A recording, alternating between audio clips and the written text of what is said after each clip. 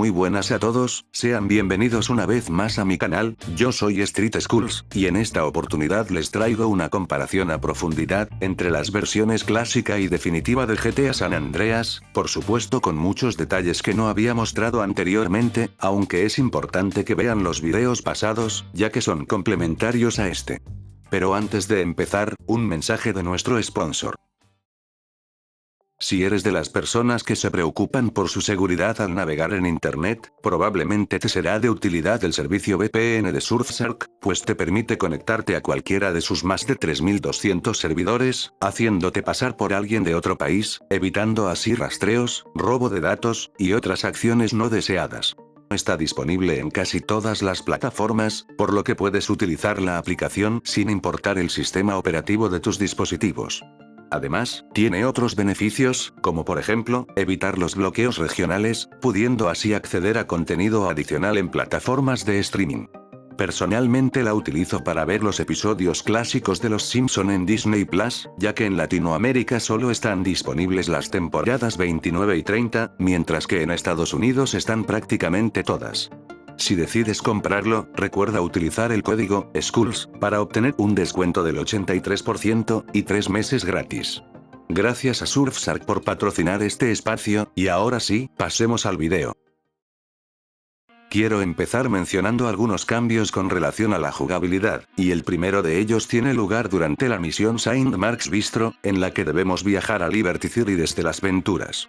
Si llegaste a completar esta misión en la versión clásica, probablemente recordarás que era un viaje largo, detalle que estaba ahí, para hacernos creer que realmente estábamos viajando a otra ciudad, fuera del estado de San Andreas.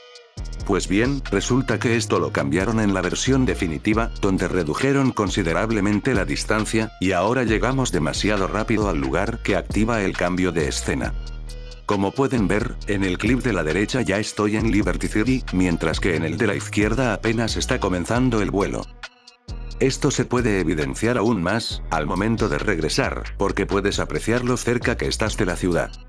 Tengo una teoría que podría explicar el por qué hicieron este ajuste, y posiblemente esté relacionado con otro cambio que les mostraré a continuación. En esta nueva remasterización, implementaron una especie de barrera invisible y sin colisión, que marca el límite máximo del mapa al cual podemos llegar, de tal manera que siempre que intentemos ir más lejos, lo que hará el juego es colocarnos en sentido contrario, e intentará regresarnos. No importa si vas en avión o en una lancha, el resultado siempre será el mismo. Debido a esto, se me ocurre que pudieron haber reducido la distancia del viaje en la misión que les comenté, para evitar que el jugador se encontrara con esa barrera. Por si las dudas, pueden revisar el reloj en el HUD, para que puedan notar que no hubo ningún corte con edición. En la comparación que hice el primer día, cuando salió la trilogía remasterizada, les comenté que algunos trucos habían cambiado. En otro video les pude mostrar que el Soyan ya no repara autos modificados, pero en este apartado hay otros cambios que valen la pena conocer. El truco que sirve para activar el modo adrenalina, que funciona prácticamente igual a las pastillas que se conseguían en GTA 3 y Vice City, ahora tiene un efecto visual levemente rojizo. Además, ahora es posible desactivar completamente el efecto de ralentización, simplemente con bajarnos de un vehículo. Lo siguiente aplica para los 3 trucos de reclutar peatones con armas, ya sea con AK-47, con pistola, o con lanzacohetes. Resulta que en la versión definitiva ya no es posible reclutar peatones si no están disponibles las conquistas de territorios. Es decir, desde la misión Badlands hasta la misión Homecoming. Por otro lado, el modo caos, que aparece a partir de la misión Riot, y que también se puede activar mediante un truco, cambió un poco, y es que ya no hay casas quemándose, como lo era en la versión original. Personalmente considero que eso le quita ambientación a esa parte del juego. Vale la pena mencionar, que el truco para disparar desde los coches fue completamente removido de la versión definitiva, posiblemente por la incorporación del nuevo sistema de tiroteos. Este, junto al truco de los coches invisibles, son los únicos que fueron completamente eliminados. Es de suponer que todo lo mencionado es a lo que se referían cuando dijeron que tuvieron dificultades técnicas para implementar los trucos en la versión definitiva.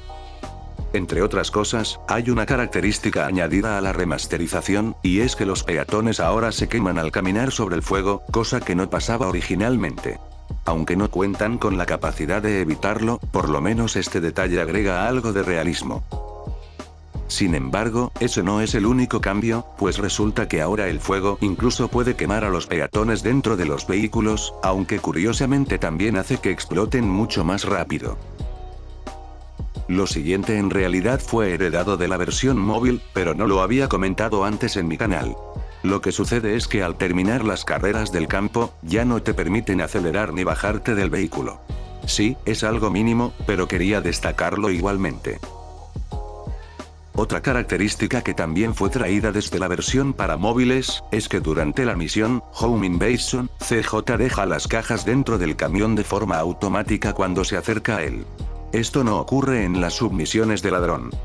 Espero que puedan notarlo claramente, con toda la distancia que intenté dejar entre las puertas del camión y el personaje.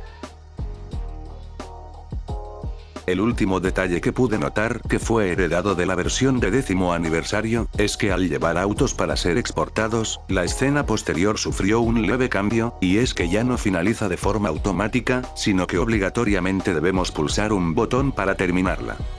Entiendo que esto pueda ser irrelevante, pero son esas pequeñas curiosidades que siempre me gustan destacar.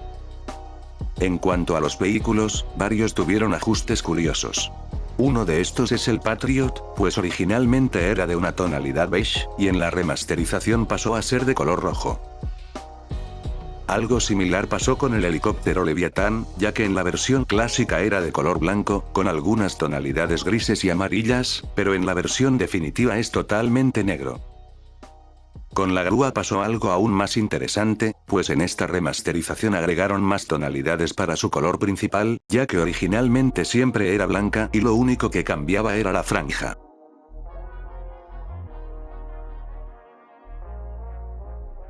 La nave nodriza de Truth, que es un camper modificado con una capa de pintura especial, ahora tiene un detalle que la hace ver un poquito diferente, y es esa franja de color blanco que rodea al vehículo. Supongo que se debe a que los camper que encontramos normalmente en el tráfico, también tienen dicha franja, aunque de colores diferentes. Por otro lado, con el Maverick pasa algo curioso, y es que en ocasiones es posible encontrarlos utilizando el esquema de color que manejaban durante la fase beta de GTA San Andreas. Nótese que la parte de color rojo termina antes de llegar al techo, cosa que no ocurre en el juego original. La verdad no sé si considerar esto como un bug, ya que con el Dodo también pasa algo raro y se los mostré en el video pasado. Con el Blood Ring Banger no hay mucho por comentar, más allá de que solucionaron el bug con las texturas, que hacía ver los carteles del techo de color negro en la versión clásica de PC. En cuanto al camper, parece ser que basaron su modelo en el de la versión de PS2, ya que volvió a tener las luces direccionales que estaban ausentes en la versión clásica de PC. Dejando de lado los vehículos, me gustaría destacar un pequeño cambio que hubo en el traje de masoquista, pues ahora las manos de CJ están descubiertas, aunque no me sorprendería que sea otro error como el de la máscara en las misiones de ladrón, que está ausente en las versiones de PC y Xbox, pero no en la de PS5. Un detalle adicional, es que la camiseta de béisbol que se consigue en la tienda Prolapse, utiliza un modelo diferente en la versión definitiva. Concretamente, hace uso del modelo de una camiseta normal, lo cual se hace evidente en las mangas, pues son más cortas. Aquí sería bueno destacar el ajuste que le hicieron a las skins del FBI, pues ahora en su chaqueta dice FIB, en vez de FBI. Recuerdo que en GTA 3 hicieron lo mismo desde la versión para móviles, lo que podría dar a entender que quieren evitar hacer alusión directa a la agencia real. Algo curioso es que los modelos de los coleccionables, como lo son las herraduras y las ostras, ahora son más grandes que en la versión original. Con relación a las fotografías, es interesante que hayan remodelado el icono, y ahora aparece una luz morada en el suelo, en vez del resplandor en el cielo, que solo era apreciable durante la noche. Ahora pasamos a ver más diferencias con relación al mapeado, y lo primero que quisiera destacar, es que cambiaron la textura de lo que era un teatro originalmente. Aquí es donde nos reunimos con los guardaespaldas del manager de Madoc. En la versión definitiva, la piscina de la mansión de Mulholland sí tiene agua, pero no tiene físicas, y no reacciona al movimiento del personaje, lo cual da la sensación de ser un simple efecto simulado. En la autoescuela, cambiaron el mapa de San Fierro, que claramente no era el del juego final, sino una versión beta del mismo. Ahora hay un arma, pero, yo creo que al menos podían haberlo cambiado por una textura actualizada del mapa final. De hecho, eso sí lo hicieron con el mapa beta que aparece en el rancho de Torreno, y también en el bar Oli. Y ya que estamos hablando de Lil Provein, ¿por qué no mencionar que reemplazaron los cuadros originales de los ovnis, por imágenes que fueron tomadas en GTA V? En una de ellas se puede apreciar el Observatorio de los Santos, por ejemplo. También eliminaron algunos edificios de Liberty City, concretamente, los de más atrás, y que casi no se alcanzan a apreciar durante la escena. Eso sí, en el juego original, ninguno de esos tenía colisiones, y estaban en muy baja calidad. Algo que me parece realmente interesante con relación al cambio de motor gráfico, es que ahora la luz se enciende al ingresar a la licorería de Blueberry, y asimismo se apaga al salir. Por el momento, este es el único local donde he podido apreciar que la luz se comporte de esta manera, pero apostaría que hay más lugares así, y esto en parte me parece genial. Pero por otro lado, hay ciertos lugares que no cuentan con animaciones en la remasterización. Tal es el caso del teatro que queda muy cerca del cementerio de los Santos. Lo mismo pasa con el local de rosquillas de Fort Carson, pues la dona del techo ya no gira. Tampoco lo hace el letrero de un motel que queda ubicado en el mismo pueblo. Esto se suma a los demás objetos sin animar, que he ido mostrándoles en videos anteriores. En teoría, los desarrolladores podrían corregirlo con una actualización, así como lo hicieron con la hamburguesa de los Burger Shot, pero parece que no lo harán. Una curiosidad más con relación al mapeado, es que los locales que quedan al lado del gimnasio de las Venturas, parece que ahora cuentan con ventanas, pero a mi parecer ahora tienen un aspecto extraño. Así como pasó con Phil Cassidy, en GTA Vice City, aquí también removieron la bandera de los Estados Confederados de América, considerados xenófobos y racistas. Extrañamente sobre el sector de East Los Santos, removieron un cartel publicitario. Algunos easter eggs fueron actualizados, como es el caso del cartel que dice exactamente el número de polígonos del Gun Bridge, la cantidad de texturas utilizadas, y el espacio que ocupa en el disco. Incluso añadieron una frase que dice, nacieron 3 bebés durante la construcción. Los populares grafitis fantasmas del cementerio de los Santos, que solían aparecer entre las 20 y las 6, ahora son permanentes, y los podemos encontrar a cualquier hora, lo que quiere decir que esto era considerado un error e intentaron corregirlo para la versión definitiva. En esta remasterización ya no aparece el fotógrafo suicida, que se ubicaba a las afueras de los Santos. La teoría que más se mencionaba, es que durante la beta había un espacio de tierra más grande en ese lugar, y por eso el peatón caminaba en dirección al mar, aunque realmente no había pruebas de eso. Pero por lo visto esto también fue considerado un error y decidieron arreglarlo, eliminándolo directamente. Y finalmente, tenemos la silla de ruedas abandonada de Fisher's Lagoon. Aquí lo único que cambió fue la textura, pero parece que en ambas versiones conserva la textura de un contenedor de basura. Este objeto fue traído de Manhunt, pero no usaron la textura correspondiente.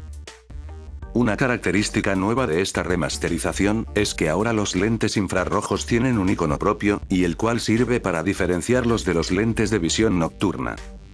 Como curiosidad, en la misión, Green Goo, el cieno verde ya no emite un resplandor, sino que ahora te lo marcan con un anillo. Otro detalle que les puede interesar, es que en las cinemáticas de las misiones del garaje, en San Fierro, ahora aparecen algunas puertas cerradas, y normalmente solo debería poderse apreciar una abierta. Supongo que esto es porque el interior del garaje ya no se encuentra mapeado en el inframundo, sino que fue diseñado en conjunto con el mapeado normal, aunque puede que me equivoque. Y finalmente, el último cambio destacable en este video, tiene que ver con el hot coffee, y la diferencia aquí, es que durante la escena del delicioso, la cámara ya no se mueve, como lo hacía originalmente. No estoy seguro si en la versión para móviles también permanecía estática, pero pueden hacérmelo saber en los comentarios en caso de que así sea. Eso ha sido todo, espero que el video les haya gustado mucho, y si fue así, por favor no olviden apoyarlo dejando su like, y compartiéndolo con más gente, pues eso me ayudaría muchísimo.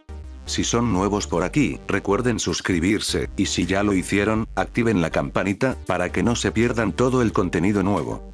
Los invito a pasar por mis redes sociales, por si desean contactarme, los links estarán en la descripción. Sin más que decir, yo me despido, pero espero verlos en los próximos días con otro video.